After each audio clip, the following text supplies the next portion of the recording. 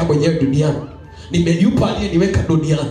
Na huyo aliyeniweka duniani anajua ni yapi natakuwa niyasimamie duniani. Anajua ni yapi natakuwa niyaishi duniani. Anajua ni vitu gani natakuwa nivifanye duniani.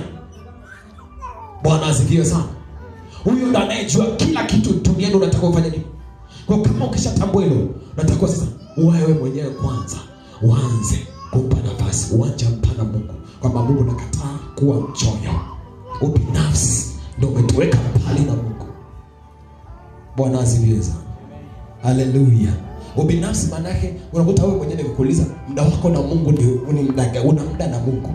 Je, wewe mwenyewe binafsi umetengaga muda na Mungu? Ukiacha licha ya kuwa kanisani, licha ya kuwa na mchungaji, wewe binafsi wewe mwenyewe kama wewe una muda gani na Mungu? Una ratiba gani na Mungu? Nikuuliza tu hivyo unasema mimi sina.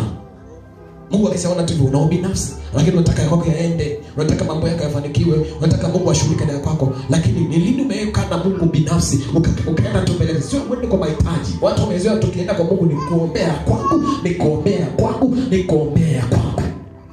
Jina la Bwana libarikiwe.